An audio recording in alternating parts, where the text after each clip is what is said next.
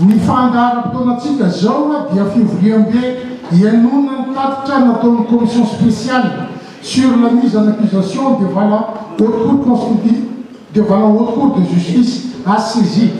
Nefa noho ny fangatahany mpamakaten'ny voanera io dia emitra amin'ny fotoana manaraka ny fanaovana izany. Efa tapatsika taloha koa moa fa nomena fepotoana enim-bolana izy ireo amin'ny tana miasa. Rahatsy azy président, le président commission ato milaza eo atao raha mpampakateny araiky veny tsy ao dia matongoda jotsika mitezona tsy azy izy eo kanatsy avy amin'ny tokoa mahitsika tamin'ny maraina nisy olona mpampakateny naninona zao le tolo-dalàna lefa teo vepahana teo nisy olo mpampakateny fa naninona efa joariny raha io tsika eo nole raha tsy azy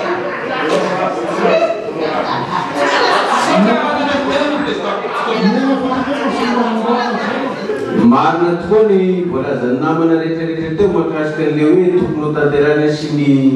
fandamingana zay efa be nazo mesasy sy ny karazany kanefa manaraka ny resaky ny honorable jaosera teo azy zany satria tsy kilanao ty fa toedra raha-pirenena iankina ny fiainan'ny vahoaka manontolo indrindra ny concerné anatin'ny affaire rehetrarehetra ty zavatra ty ka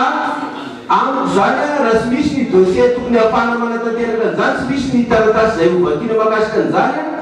tsy ho hisy zavatra azo tanterana zany satria miankina amin'ny aindeben'ny firenena ty ka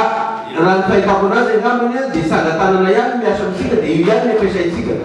raha ohatra ka misy ny zavatra tokony raha kanefa lazanina zany ara na horazan-tanana eto sika agnety nefa tsy misy dossier dia mifanemorana ihany angamba ny hitako hoe zava-dehibe sy vahoana makasika an'izay monsieur le président misaotra to mialatsiny manazavazavatra kely ihany a zay le solitenanareo solombavam-bahoaka any amin'le rafitra fitsarana raha atao ny fifidianana ny zavatra fia zahay dia tsy anatiny mifidy fa mitovy amin'ny resaky ny honorable tsakorokay teo hoe rehefa mandeha ny fanontaniana eto amin'ny firenena dia lazaina foana hoe miao amin'ny ACJ rantsana fitsarana no vato misakana mahatonga ny raha tsy mandeha nefa rehefa lasa nakaty ny atota taratasy ndraharahana ady rehetra dia zay zavatra mivoaka avy ato no amoahany any amin'ny ACJ fitsarana didy ka raha ny aty zany mitarazoka tsy misy zavatra atao miemitra lava dia tarazoka namany tsisy zavatra vita ihany koa ilay rantsana fitsarana avo zay nandefasana leonay ho soliteny tsara ihany no mamatatra an'izay satria be ny fanomezantsy ataon'ny vahoaka be ny karazana filazana ny antony namoronana ny fitsarana avo dia mba hialana ny tsy maty manota atao na tompona ndraiky mpanjakana nomena fahefana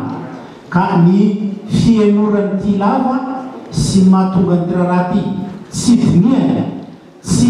andraisantsika fanapaha-kevitra dia mitovy amin'ny déni de justice ihany zay tena elohan'ny lalàna ihany koa ny fandavana ny raharaha tokony tonga manoloana ny fitsarana tsy tsarana tafiditra anatin'izay dolo tsika solombavam-bahoaka rehetra mandray anjara amin'ny zavatra ty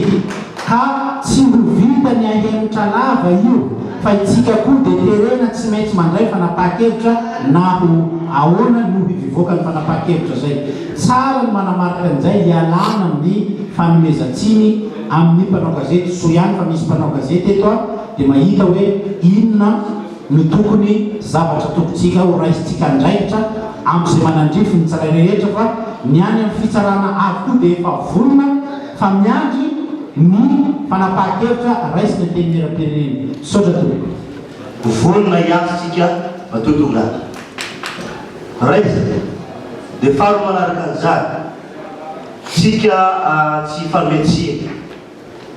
ny déni de justice zany a ny fitsarana ihany no mety ho voan'izany assemblée nationale tsy fitsarana député tsy ho tratra zany déni de justice zany fa ny mpitsara no mety ho azony zany ianareo membre na cour de justice mety ho azony zany fa tsy tsika fa tena tsika zao miara-mahita miara-mafantatra fa tsy ampy ny fetrisa ny dossier tsy eo ino ny tao ifampijerijery zay matonga atsika obligé tsika voatery na de te hiasa aza am'izao ora zao a mbola tsisy mitsoka vonina hiasa hoany firenena hoany vahoaka malagasy ary tsy manaiky ny impunité zay voalaza teo ka dia noho ny fanarahana ny lalana manan-kery andriamatofilo raiso tarino ny fanapahan-kevy amin'ny tsangatanana mba ahafahantsika mandray fanapahan-kevy misaotra to voalohany indrindra aloha zany dia saotra ny commission tamin'ny asa rehetra zay natao zay mitarifin'ny deputeny vohipeno zay mitady an'izany commission zany kanefa ny zavatra anankiroa no tiana homarea. Voalohany indrindra dia rehefa tonga aty amin'ny assemblée nationale ny dossier dia tsy misy sécrétion ity fa tokony publiena ny asan'ny commission ary tokony mahalala an'izany mialoha ny député tsirairay mba ahafahany manapa-kevitra mangatana aminareo commission zany zay ray zay. Faharoa ny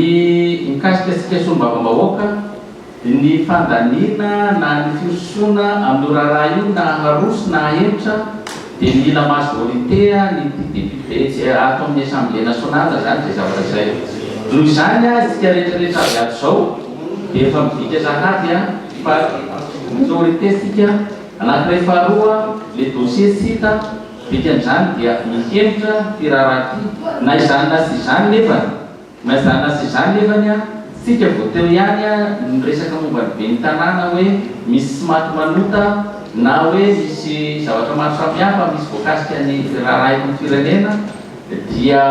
everiny fa izao dossier ny haute cour de justice tokony hotenesika eto zao dia mila fanemorana kanefa raha mihemitra dia mila sika solombavam-bahoaka rehetra tonga hanapa-kevitra zay tokony ho tapahana rehetra ao anaty. Zay zany ny zavatra tiana tenena misaotra.